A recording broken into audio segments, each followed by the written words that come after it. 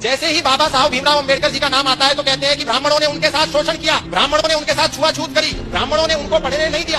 यानी जैसे ही बाबा साहब का नाम आएगा यानी ब्राह्मणों में और दलितों में वैमनस्व की जो छवि है वो तुरंत हमारे मन में आ जाती है। ठीक है, ये आधा सच है, लेकिन आधा एक और सच है जो किसी ने हमको नहीं बताया।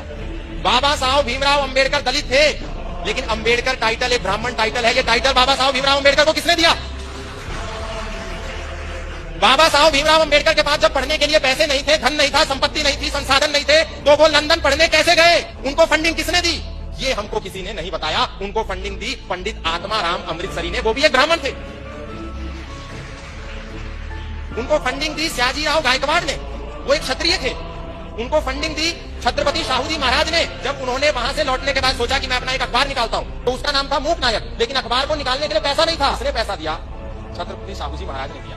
अखबार को निकालने के लिए अनुभव नहीं था, उसका पहला संपादक कौन बना? पंडित आत्माराम अमृतसरी बने, ब्राह्मण थे। लेकिन हमें नहीं बताया गया भीमराव अंबेडकर जी को अंबेडकर टाइटल, ब्राह्मण का सरनेम किसने दिया? उनके ही एक टीचर ने दिया जो कि ब्राह्मण थे। ब्राह्मण को गाली देना बहुत आसान है, लेकिन समाज को जब तक हम यदि सत्य नहीं बताएंगे तो फिर ये समाज ब्राह्मणों को गाली देता रहेगा और इनका मुंह कोई बंद नहीं करेगा। हम सारे हिंदू समाज बाबा साहब भीमराव अंबेडकर का जितना सम्मान करता है उतना कोई नहीं करता, लेकिन समाज को सत्य बताने की भी आवश्यकता है। कोई राजनेता खड़ा होता है ब्राह्मणों को गाली देता है, कोई सामाजिक कार्यकर्ता खड़ा होता है ब्राह्मणों को गाली देता है। जिसको देखो ब्राह्मण को गाली देना सबसे आसान है।